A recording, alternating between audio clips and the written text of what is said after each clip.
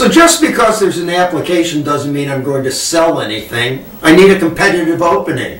What does that mean? That means that the end user needs something bad enough that they're going to buy it. Now, how do I know that that's likely to occur? Well, one way I can determine is I can go out and survey end users. I can go out and talk to a bunch of them and say, do you need this? Do you want it? I could do focus groups as a way to find that out. I could hold a Delphi panel, which is I bring together a bunch of experts and I ask them a series of questions over and over again until we get some consensus about whether the end users need it or not. All of those are kind of expensive, however, for a first blush. If I'm trying to get a first blush, what I really do is I just take a web browser, Google, Alta Vista, the Microsoft browser, one of those, and I put in the kind of functionality I'm providing and the word need, or the functionality and requirement, functionality and problem, something like that. Very simple terms because search engines are stupid. They don't do well with smart terms.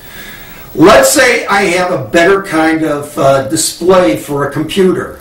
So it's a light-emitting diode display, which is the new thing that they're doing in computer displays. Very bright. You can see them in the full sun outside.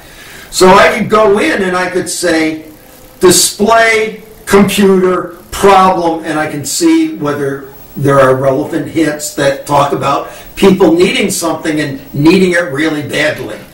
Let's say I get so many hits I can't figure it out. Then I'll take it down a notch and I'll make it more specific. Instead of just display and computer, I might do LCD display or LED display. I'm making it more specific in order to winnow down the hits. I always start out general, go to more specific. I may open one or two hits to sort of read them quickly, just skim through them to get an idea of what might be better search terms to use also in case I'm on the wrong search terms. So if I think of a hierarchy from very general to very specific of kinds of display, starting at display, going down cathode ray tube, LCD, LED, and going down from there, organic LED under LEDs, and so on, I can go up and down this hierarchy with my search terms to try and figure out if what's the problem, and if there is a problem out there, and if people are concerned. By going up and down, I control the amount of hits I get. That's why I'm going up and down.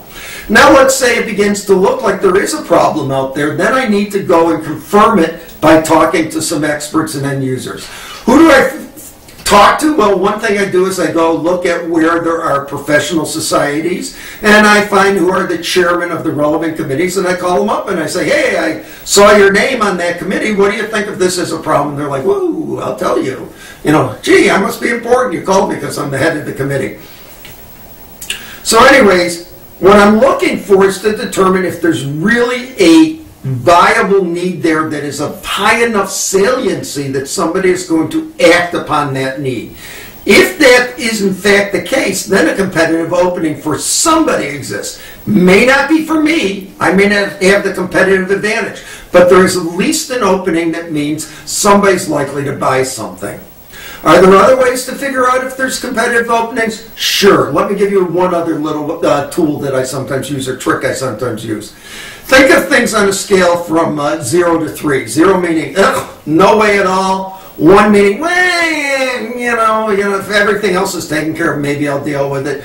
2 is sort of like, yeah, I got a need here, and it's probably pretty important. And 3 is like, whoa, big problem, I got to go out and solve this.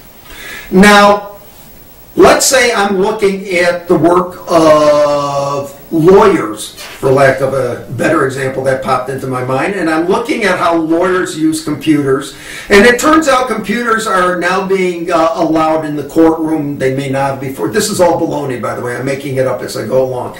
They may not have been before, and the lawyer says, I'm going to take my computer into the courtroom, and I want to be able to see it with the bright lights on.